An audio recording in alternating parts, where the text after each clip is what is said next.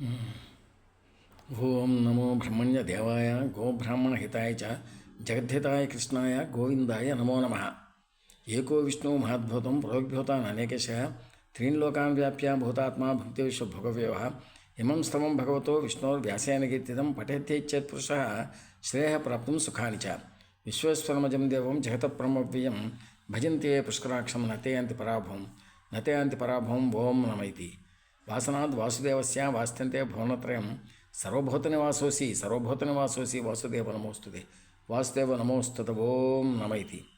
చతుస్సాగరపర్యంతం గోబ్రాహ్మణేభ్యः శుభం భవతు.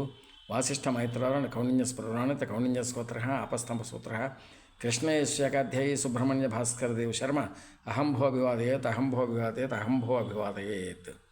ఏంటంటే ఇక్కడ చతుస్సాగరపర్యంతం గోబ్రాహ్మణేభ్యः శుభం భవతు అంటే మనం ఎలా అర్థం చెప్పుకోవాలంటే దీనికి చతుస్సాగర పర్యంతం అంటే మొత్తం ప్రపంచం అంతా కూడా, ఈ ప్రపంచం అంతా కూడా అన్ని దేశాలు అన్ని దేశాలు కలుపుకొని ఇంకా ఏమైనా దేశాలు ఉంటే ఆ దేశాలు కూడా కలుపుకొని అన్నీ కూడా కలుపుకొని గోబ్రాహ్మణేభ్యः.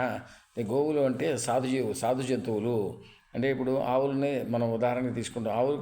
ఆవులు యజ్ఞాల్లో మనకు వాటి యొక్క పాలు కానీ పెరుగు కానీ నెయ్యి కానీ ఇవన్నీ ఉపయోగిస్తూ ఉంటాం. ఆవులు సాధుజీవులు కాబట్టి ఆవులని క్షేమంగా ఉంచమని. బ్రాహ్మణులు అంటే కులంలో పుట్టిన వాళ్ళు బ్రాహ్మణులు అయితే ఎవరైతే బ్రహ్మజ్ఞానం కోసం ప్రయత్నిస్తూ ఉంటారో వాళ్ళు అసలైనటువంటి నిజమైనటువంటి కరెక్ట్గా బ్రాహ్మణులు అనమాట. బ్రాహ్మణులు అంటే ఏంటి? బ్రహ్మచేత సృజింపబడిన వాళ్ళు. అంటే అందరూ బ్రహ్మతోటి సృజింపబడిన వాళ్ళే. ఇక్కడ ఎవరు ఏ కులం వాళ్ళు కూడా తక్కువ వాళ్ళు కాదు. అందరినీ బ్రహ్మదేవుడే సృష్టించాడు. అందుకని ఆ సృష్టించిన వాడు ఎవరు? మనకు తండ్రితో సమానం. అటువంటి బ్రహ్మదేవుడిని మనందరం కూడా తలుచుకోవాలి. ఆయన గురించినటువంటి నాలెడ్జ్ని సంపాదించాలి. జ్ఞానం అంటే నాలెడ్జ్, ఆయనకి సంబంధించిన జ్ఞానం. ఆయన మనం ఎందుకు పుట్టించాడు, ప్రపంచంలోకి ఎందుకు తీసుకొచ్చాడు, ఈ మానవ జన్మ ఎందుకు ఇచ్చాడు, మన కళ్ళెదురకుండా ఇన్ని కోట్ల జీవరాశులు కనిపిస్తున్నాయి, పక్షులు కనిపిస్తున్నాయి, పశుపక్షాదులు కనిపిస్తున్నాయి. పశువులు అంటే అవే ఆవులు మేకలు కుక్కలు ఏనుగులు పుల్లు సింహాలు ఇలాంటివన్నీ ఎన్నో కనిపిస్తున్నాయి.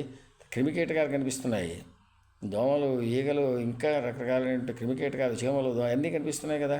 పక్షులు కనిపిస్తున్నాయి, ఆకాశంలో ఎగురుతూ తిరుగుతున్నాయి, ఎన్నో రకాలైన పురుగులు ఎన్నో ఉంటున్నాయి. ఇవన్నీ సృష్టిస్తున్నది ఎవరు? అన్నింటిలోనూ ప్రాణం ఉంది.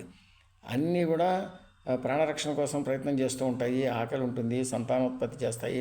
ఇవన్నింటిని సృష్టించిన వాడు ఎవరు? బ్రహ్మదేవుడు సృష్టించాడు. కాబట్టి మనం మనుషులుగా పుట్టడం అనేది మన అదృష్టం.